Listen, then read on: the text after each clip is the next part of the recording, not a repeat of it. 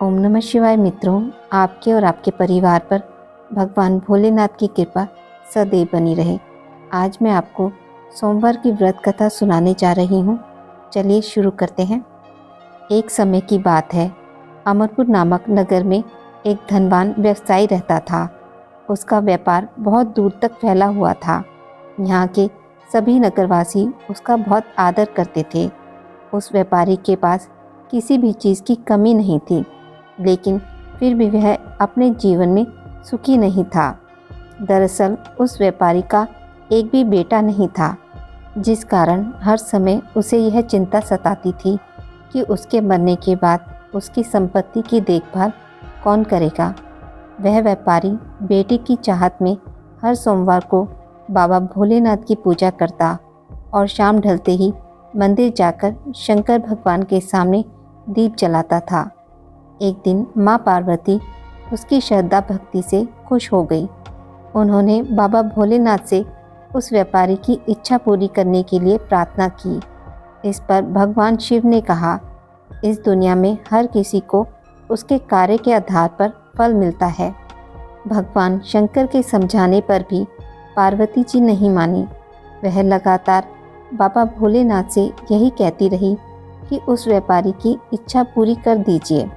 अंत में शिवजी ने मां पार्वती के अनुरोध पर उस व्यापारी को बेटे का वरदान दिया।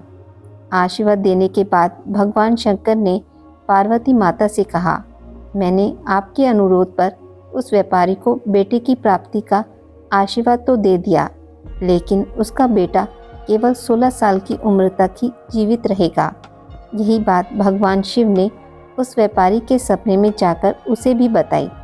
वरदान पाकर व्यापारी प्रसन्न था, लेकिन बेटे की उम्र 16 साल ही होगी सोचकर फिर दुखी हो गया। वह पहले की तरह फिर से हर सोमवार को भगवान शंकर की पूजा करने लगा। कुछ महीने बीतने के बाद उसके घर में एक बच्चे ने जन्म लिया जो बहुत सुंदर था। उसका नाम अमर रखा गया। बेटे के जन्म के साथ ही व्यापारी के घर में खुशियां छा गई। बेटे के जन्म की खुशी में एक समारोह भी आयोजन किया गया। इस जश्न के माहौल में व्यापारी अभी भी दुखी था। हर समय उसे यही डर लगता रहता था कि उसका बेटा अधिक दिनों तक जीवित नहीं रहेगा। धीरे धीरे समय बीतता गया। उसका बेटा अमर 12 साल का हो गया। एक दिन व्यापारी ने अपने बेटे को अपनी पत्नी के भाई दीपचंद के साथ पढ़ाई के लिए बनारस भेज दिया। वाराणसी जाते समय रास्ते में जहाँ भी अमर और दीपचंद आराम करने के लिए रुकते, वहाँ वो यज्ञ और ब्राह्मणों के लिए भोजन की व्यवस्था करते जाते थे। कुछ दूर जाने के बाद अमर और दीपचंद एक नगरी में पहुँचे। यह नगर के महाराज की बेटी चंद्रिका की शादी थी, जिसके लिए पूरे नगर को दुल्हन की तरह सजाया गया था। ठीक उसी समय बारात भी आ गई। इस समय लड़के का पिता परेशान था, क्योंकि उसके बेटे की एक आंख खराब थी। उन्हें डर था कि अगर लड़की वालों को यह बात पता चल गई तो वह शादी तोड़ देंगे। तभी उसकी नज़र अमर और दीपचंद पर पड़ी। लड़के के पिता के मन में तुरंत यह ख्याल आया कि क्यों ना अमर को ही दूल्हा बनाकर शादी के मंडप में बिठा दिया जाए। एक बार जब उसका विवाह राजकुमारी से हो जाएगा तो फिर उसके बाद उसे कुछ पैसे देकर वहाँ से विदा कर देंगे। फिर राजकुमारी और अपने बेटे को अपने घर ले आएंगे। लड़के के पिता ने बिना देरी के दीपचंद से इस बारे में बात की और धन का प्रस्ताव रखा। दीपचंद ने पैसों के लालच में आकर तुरंत हाँ बोल दिया और अमर को दूल्हा बनाकर मंडप में बिठा दिया। यहाँ राजा ने राजकुमारी का कन्यादान कर विवाह संपन्न कराया और बहुत सारी संपत्ति के साथ अपनी बेटी को विदा किया। शादी के बाद जब अमर वहाँ से लौट रहा था तो उसे लगा कि झूठ बोलना सही नहीं है और उसने राजकुमारी चंद्रिका के दुपट्टे पर सारी सच्चाई लिख दी। अमर ने लिखा, प्रिय राजकुमारी चंद्रिका, तुम्हारे साथ छल हुआ है। तुम्हारा विवाह मेरे साथ कराया गया। मैं एक व्यापारी का पुत्र हूँ और फिलहाल पढ़ाई के लिए वाराणसी जा रहा हूँ। तुम्हारी शादी जिससे तय हुई थी उसकी एक आंख खराब है। राजकुमारी ने यह सच जानने के बाद उस लड़के के साथ जाने से इनकार कर दिया और अपने पिता के साथ ही रहने लगी। उधर अमर वाराणसी के गुरुकुल में पहुंचकर पढ़ाई करने लगा।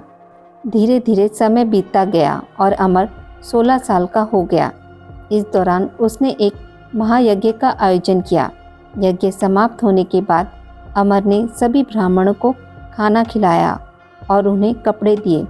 सारे काम खत्म करने के बाद अमर रात में अपने कमरे में सोने चला गया। भगवान शंकर के वरदान के मुताबिक उसी रात अमर के प्राण चले गए। अगली सुबह जब दीपचंद उसके कमरे में पहुंचा तो उसने देखा कि अमर जीवित नहीं है। वह ज़ोर ज़ोर से रोने लगा।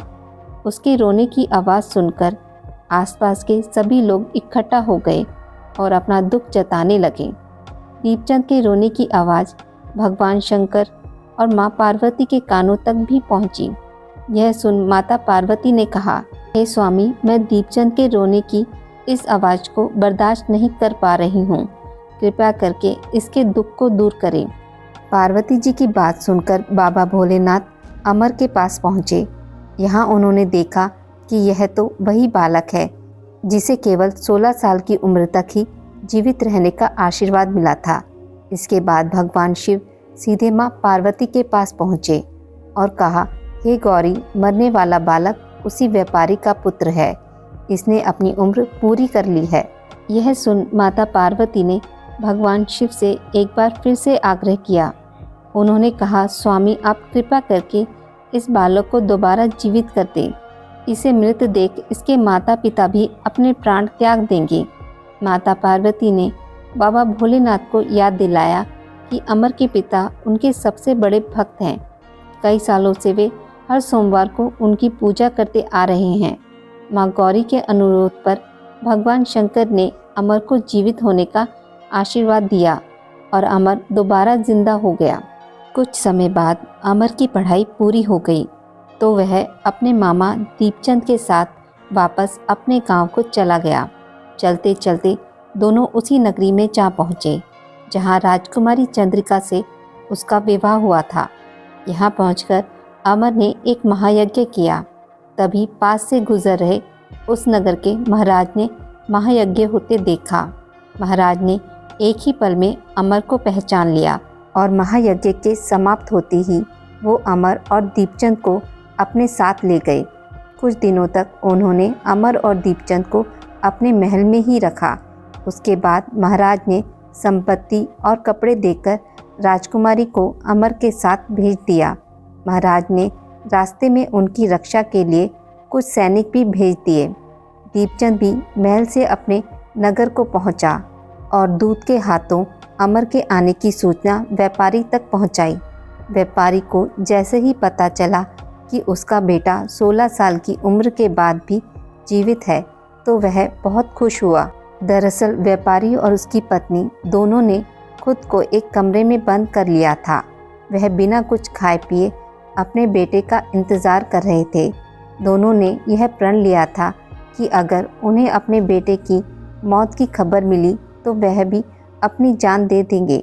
दूत की बात सुनकर व्यापारी और उसकी पत्नी नगर के अन्य लोगों के साथ अपने बेटे के स्वागत के लिए नगर के गेट के पास पहुँचे। यहाँ उसे पता चला कि उसकी बेटे की शादी एक राजकुमारी से हुई है। वह दोनों साथ में आए हैं तो उनकी खुशी दोगुनी हो गई। बेटे और अपनी बहू का स्वागत उसने काफ़ी धूमधाम से किया। उसी रात एक बार फिर बाबा भोलेनाथ व्यापारी के सपने में आए और कहा, मैं तुम्हारी भक्ति से बहुत खुश हूँ। हर सोमवार को तुम मेरी पूजा करते हो, इसलिए मैंने तुम्हारे बेटे को लंबी उम्र का वरदान दिया है। भगवान शिव की यह बातें सुनने के बाद व्यापारी बहुत खुश हुआ। बेटे का जीवन वापस मिलने के बाद भी व्यापारी हर सोमवार को भगवान शिव की आराधना करता रहा। इससे भगवान शिव और माता पार्वती दोनों की ही कृपा व्यापारी के घर पर बनी रही।